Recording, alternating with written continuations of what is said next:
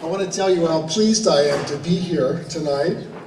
It's an honor for me to be invited to speak on the occasion of the Adwa anniversary, but also on the occasion of African American History Month, which is just ending, and Women's History Month, which is now underway. As you can probably guess, I'm not of Ethiopian descent. Over a century ago, while your ancestors were preparing to defend Ethiopia, my ancestors were newly arrived on these shores from Germany and from Ireland and trying to make a new start. But that makes the honor for me all the greater that you would recognize me and my work, because my aim is to bring attention to Adwa as part of our shared heritage, as a number of speakers tonight have emphasized. The story of Adwa is the story of a world turned upside down. On the 1st of March, not far from the town of Adwa, an African army won a spectacular victory over a European army. Africans had defeated Europeans before. The Zulu defeated the British in 1879, for example, but these were mere setbacks in otherwise an inexorable European conquest. But the Ethiopian victory over Italy at Adwa was decisive. It brought a war of conquest to an end. Adwa cast doubt upon an unshakable certainty of the age, and that was that sooner or later Africans would come under the rule of Europeans. Thus, Adwa is not only the founding event in the history of modern Ethiopia, Adwa is, I argue, part of our global heritage. It was one of those events that we call world historical, because we can readily imagine the world, our world, taking a different path had events gone differently. It would take me days to lay before you the entire story of Adwa and its many aftermaths. Tonight, I'm going to do three things. First, I'm going to introduce you to some key personalities on the Ethiopian side and their efforts to prepare victory before any shots were fired. And then I'm going to tell you about the massive mobilization and creative strategic thinking that led to Ethiopian victory. And finally, I'll talk about the place of Adwa in the history of modern times. Well, the story of Adwa has at its core a number of compelling personalities. Chief of them is Menelik, a provincial monarch who claimed a biblical ancestry originating with the liaison between King Solomon and the Queen of Sheba. Menelik parlayed these assets into a claim on the Ethiopian throne. Menelik had more than inspired ancestry in his favor. He had an acute strategic imagination.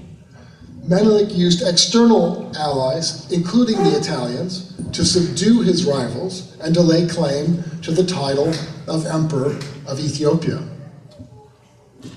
A key collaborator was Taitu Betu.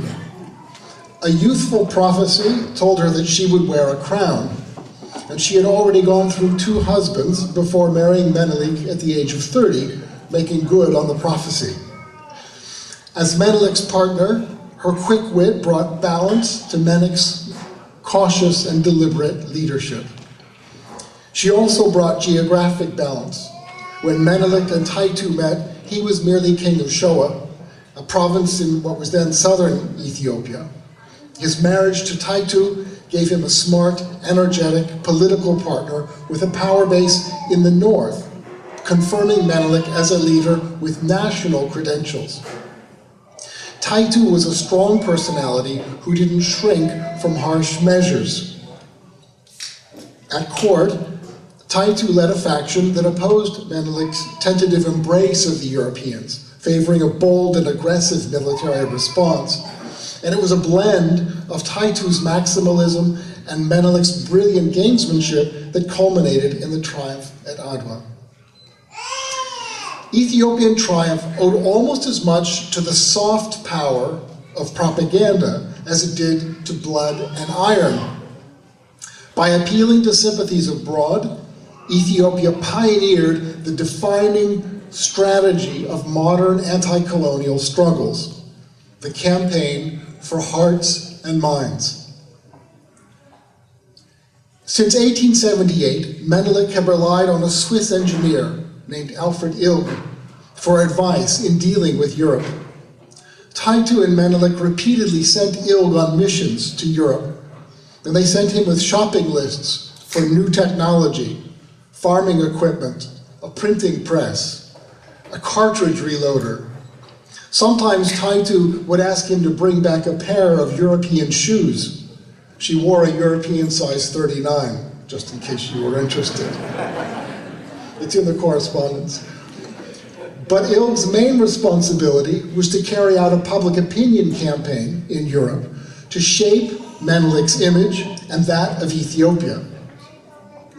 Ilg also secured key markers of sovereignty, postage stamps and coins embossed with Menelik's likeness. This may seem banal, but it's really important that nations recognize one another's stamps and currency. Ilg, in 1892, Ilg brought on board the journalist Kazimir Mondon Videre, whose colorful reports to the European press built a favorable image of Ethiopia and its head of state. The official portrait of Menelik, circulated by his public relations team, featured a serene head of state, the antithesis of the cliched barbarian African, with a large crucifix worn high at the neck. European newspapers obligingly printed the portrait as they played up a sympathetic image of Africa's Christian monarch. Menelik and Taitu enjoyed a highly favorable public image prior to the Battle of Adwa, but in the end it would take armed force to defend Ethiopia. Menelik had worked closely with the Italians in the 1880s before he became emperor. The Italians established a foothold at the Red Sea port of Massawa in 1885. In a high-stakes game, Menelik received firearms and cash in exchange for his support of Italian expansion west and south out of Massawa, creating a colony the Italians called Eritrea. A treaty signed after Menelik became emperor in 1889 was to have sealed a long-term relationship between the two countries. But once secure on the imperial throne, Menelik turned on his former allies. Despite disputes over the meaning of the treaty and with border disputes between Ethiopia and Eritrea, and popular insurgency against the Italian presence in Eritrea led to warfare in 1895. Now, the opening campaigns did not go well for Ethiopia. By the fall of 1895, Italian troops were well south of the agreed-upon frontier. They pushed as far south as Lake Ashenge, a mere 250 miles from Addis Ababa. Italy now occupied an additional 7,000 square miles of Ethiopian territory, an area nearly the size of New Jersey. The occupied area included the holy city of Aksum, the historic coronation city for Ethiopia's rulers. No ruler of Ethiopia could let this stand. Shift your attention now to the imperial capital of Addis Ababa. It's Saturday, market day, September 1895. Two heralds make their way to the top of a mound overlooking the market. Each carried a staff topped by banners in the imperial colors. A horn sounded, people gathered round to hear an imperial proclamation. The emperor was calling the nation to arms. Ethiopia was going to war. In towns and villages, just as in Addis, the call went out, and within minutes men were off in all directions to relay the news, transferring the call to arms. Shield, lance, rifle, and 10 days' supply of food, these were the requirements of a soldier. Women prepared injera, horns were filled with butter and berbere. Cartridge belts were slipped over the shoulder or around the waist. All able-bodied men were to answer the call to arms, and on the appointed day, they were to move to the established rendezvous points. This kind of ad hoc recruitment or militia recruitment had served Ethiopia well in the past, notably in the struggle against the Egyptian expansion in the 1870s. The risk in this informal system, of course, is the risk of disloyalty. Menelik was the emperor of Ethiopia, but he had clawed his way into that position, and he'd made enemies along the way. In his 5 years as emperor, he had built a web of relationships based on marriage, blood, trust, but also intimidation. The success of the mobilization, indeed the campaign itself, would depend on the strength of those relationships. Menelik's closest supporters included his cousin, Makonnen, Wele, the brother of Empress Taitu, Michael, a convert from Islam and viceroy in the land of the Wolo Oromo. But he also needed Mangasha, the resentful son of Menelik's predecessor, Tekle Haimanot, the king of Gojam and rival for the throne, Alula, a patriot who resented Menelik's earlier dealings with the Italians. These relationships would all be tested on the march. Some would fray, and up until the eve of the Battle of Adwa, Italian intelligence reports crackled with speculation about who might peel away from Menelik, leaving his army and Ethiopia fatally exposed. Menelik would lead a march northward from Addis Ababa, starting on the 11th of October, 1895. Troops in the south would assemble just outside the capital, while subordinates farther north were to join him with their forces en route at Lake Ashenge and at Mekele, respectively 250 and 310 miles north of the capital. There would be 2 minor battles with the Italians at Ambalaje and Mekele before the final confrontation at Adwa. Ethiopian armies could move with awe-inspiring speed, but Menelik and Taitu were in no hurry. They were taking nothing for granted. With every step, the imperial couple would be testing local opinion and the loyalty of subordinates who had pledged to join the defense of Ethiopia. They took comfort from the size of the force that answered their call, as well as the vast tribute that they received along the way. Taitu gloried in the march that put imperial power and splendor on display. Her entourage dwarfed all but the emperors, which she followed on the march. Taitu's musical detail alone numbered over 100. Thanks to them, the empress never lacked for a soundtrack. As her group moved out, her performers played and sang a musical motif that repeated after 4 measures.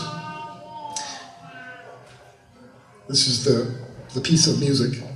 And we have this thanks to an Italian prisoner who actually knew musical notation. He wrote it down.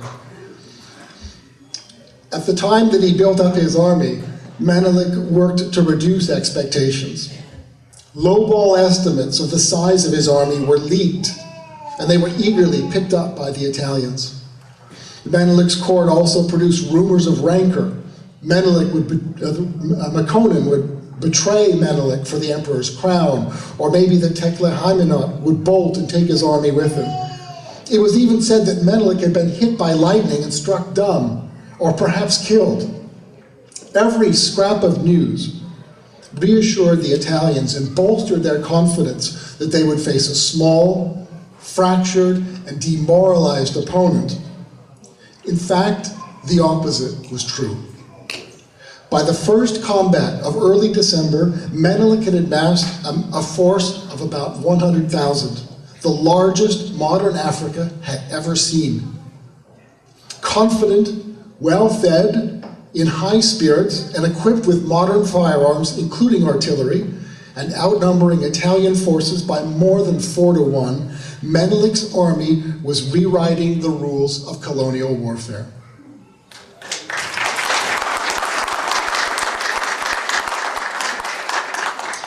There were 2 smaller military confrontations during the Adwa campaign prior to the battle itself. The first of these occurred in December of 1895 when Menelik's advanced guard, commanded by Makonnen, confronted an Italian outpost at the natural fortress known as Ambalaje. Major Pietro Toselli was commander at this outpost. Toselli expected to face a very modest force. As recently as July, he anticipated a force of no more than 4,500. He wrote this in a letter to his brother. Instead, from the heights of Ambalaje, Toselli and his men watched in awe as Makonnen's forces, nearly 40,000 strong, streamed over the passes into the valley opposite. The sheer imbalance of forces left little doubt about the outcome when the fighting began on the morning of the 7th of December. By 1 p.m., the fighting was over. The retreat turned into a massacre. The next stop in Menelik's advance was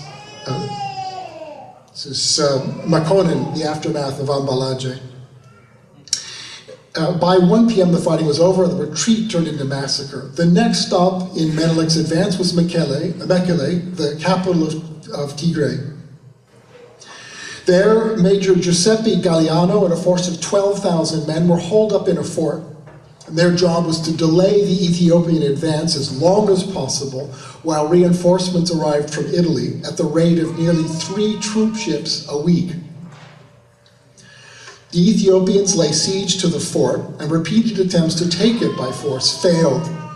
In the end, it was a shortage of water that forced a negotiated surrender. Galliano's forces held out until January 20th, when a white flag was raised over the fort. After Mekele, there was nothing standing between Menelik's army and Adigrat, where the Italian commander, Oreste Baratieri, was frantically concentrating his forces, 18,000 in all. A titanic confrontation loomed. What happened next was the most important military decision of the Adwa campaign. Rather than march northward to confront Baratieri's forces at Adigrat, Menelik led his army away from it, to the west.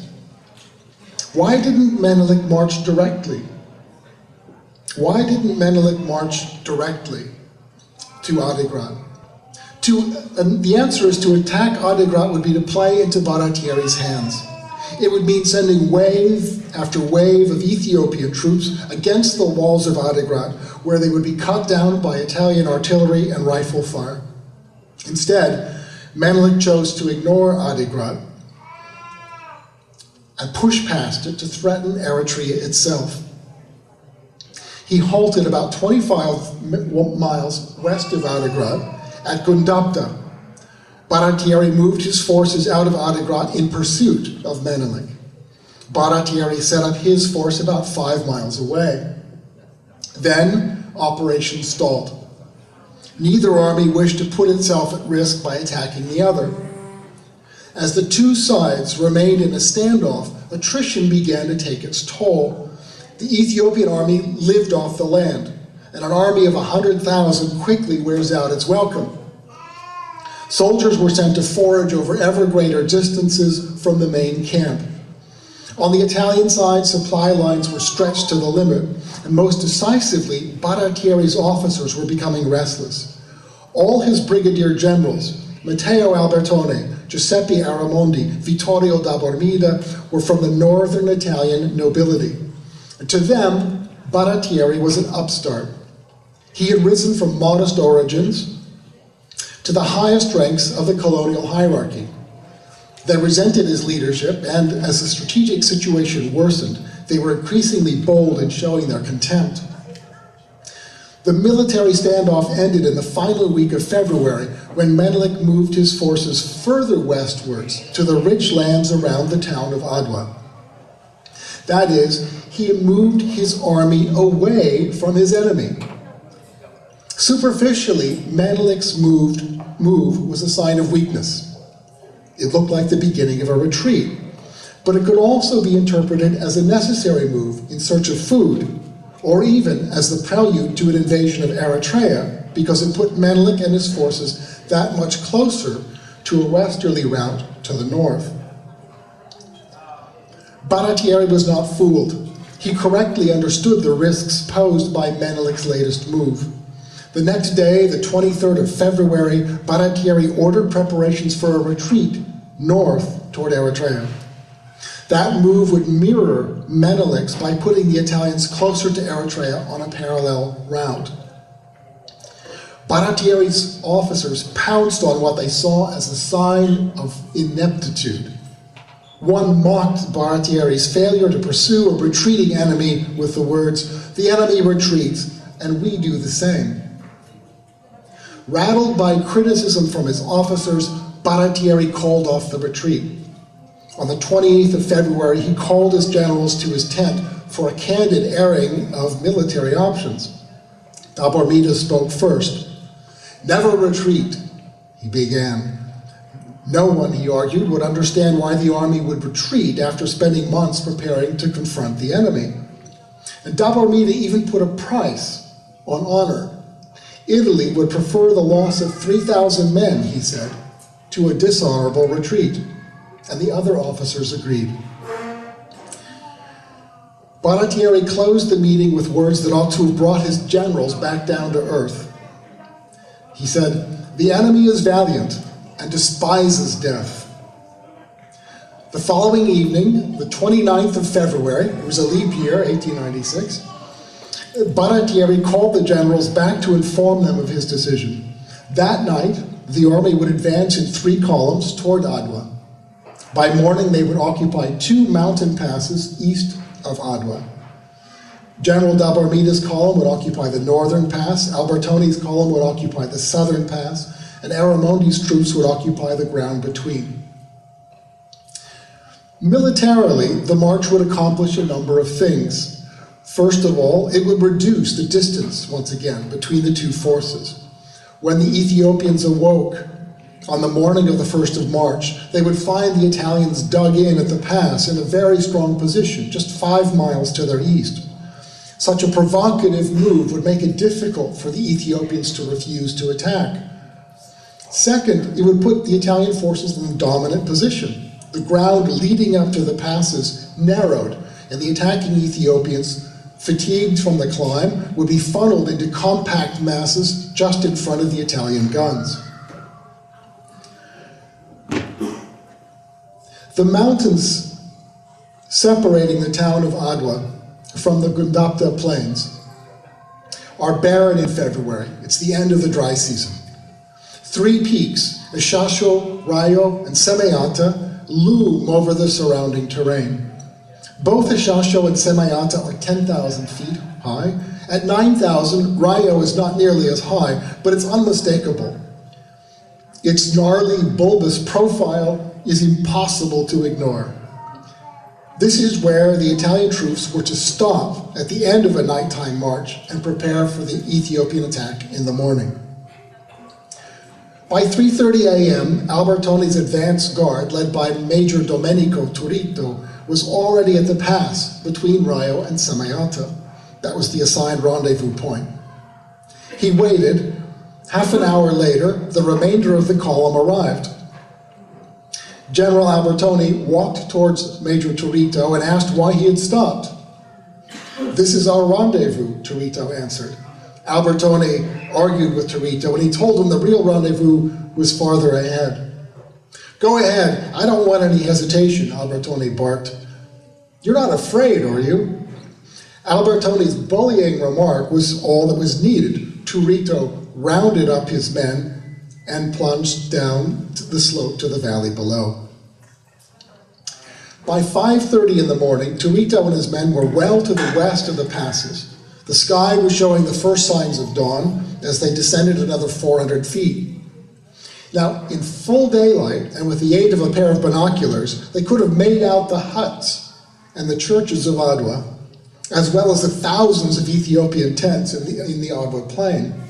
Instead, in the damp yellow-blue light of dawn, they nearly walked into the middle of the Ethiopian camp. Ethiopian sentries fired warning shots and took cover.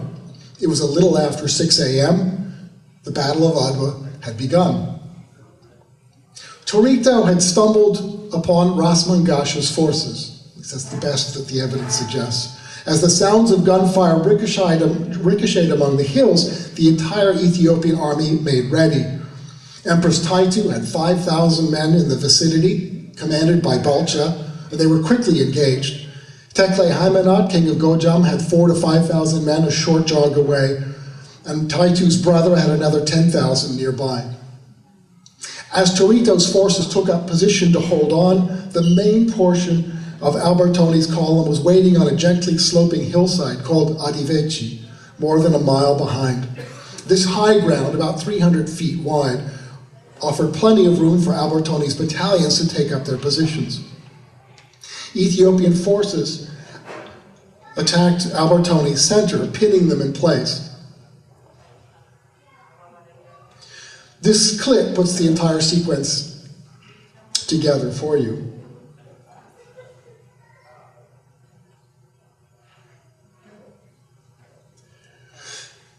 Ethiopian riflemen, including Menelik's Imperial Guard, descended into the valley with the full glare of the morning sun in their eyes. They started first in smaller numbers and then in concentrated masses, making easy targets for the Italians at the range of about 1,200 meters. And soon all 14 Italian artillery pieces were firing shrapnel, the weapon of choice against infantry. The first Ethiopian attacks were repulsed, but each time the Ethiopian infantry faltered, another charge would follow. Empress Taitu shouted praise and encouragement. In an unusual gesture, she approached her soldiers on foot and pulled aside her veil to speak. As an Ethiopian chronicler put it, she abandoned her womanly nature and acted like a warrior, seasoned by combat. So an unveiled empress going about on foot shocked and motivated the soldiers as much as her words. Quote, "What is going on? Courage, victory is ours." Other women joined Taitu. With their manly virtue at stake, the soldiers dared not show fear.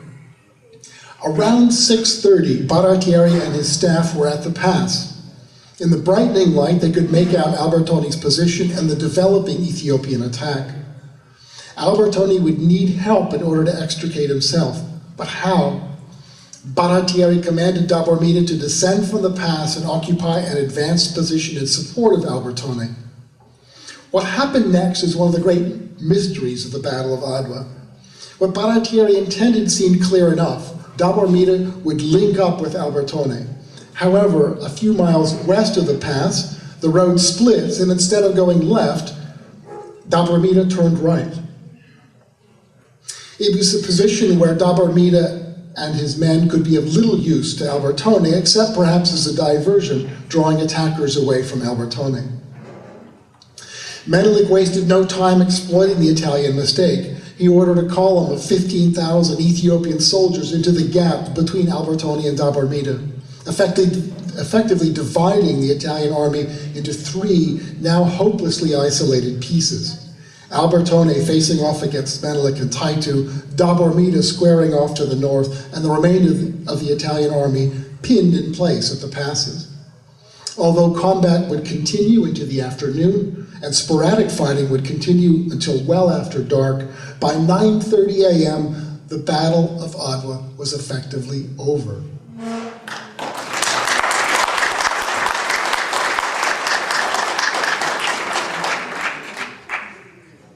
There's so much more that could be said about the events of the 1st of March, but it would take a week to tell you those stories. Instead, in the time remaining, I want to offer some observations about the Adwa campaign and victory. First, the Adwa campaign deserves to be ranked among the great military campaigns of modern history.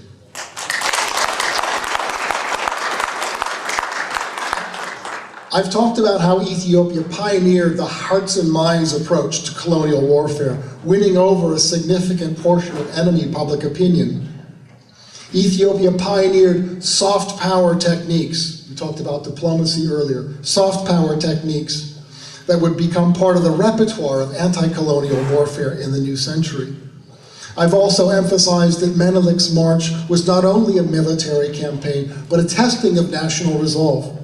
The stately march northward of Menelik and Taitu not only consolidated their rule, it also called upon the Ethiopian people, Tigrayans, Showens, Oromo, Walaita, and others, to set aside their differences, and in recognizing a common enemy, recognize a common brotherhood.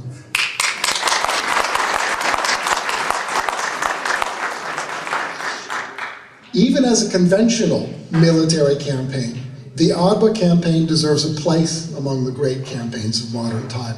Take scale alone. Robert E. Lee's Gettysburg campaign covered about 125 miles. Sherman's March to the Sea during the Civil War in the US was from Atlanta to Savannah, traversed 300 miles. The Adwa campaign spanned 5 months and 580 miles from Addis to Adwa. It was rivaled among 19th century military campaigns only by Napoleon's Russian campaign of 1812, which spanned 3 months and 490 miles from Vilnius to Moscow. Unlike Napoleon's Russian campaign, the Adwa campaign ended in victory.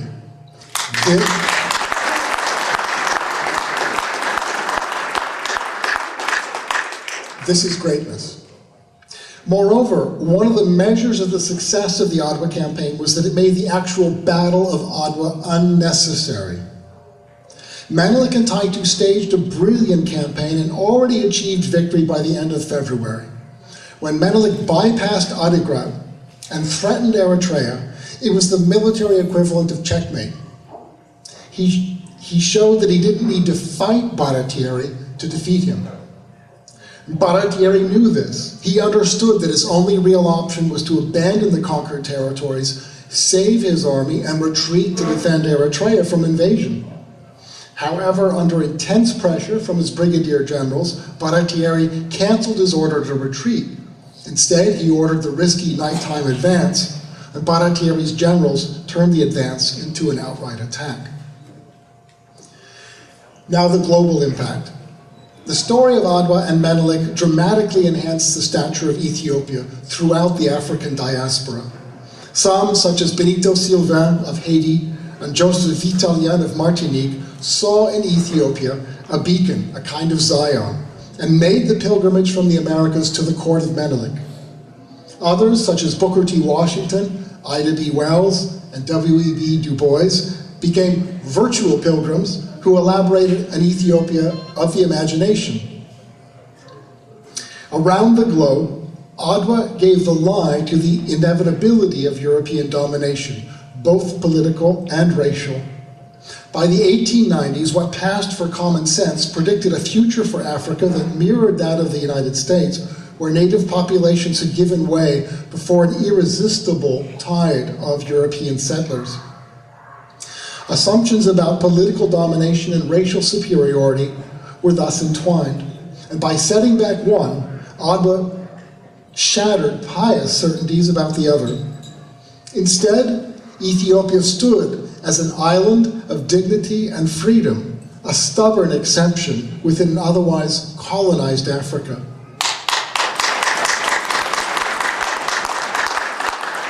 For all these reasons, Adwa deserves a privileged place, not only for Ethiopia and Ethiopians, but for all of us. It was an event with global consequences, and that's why it deserves the commemoration we offer today. Thank you.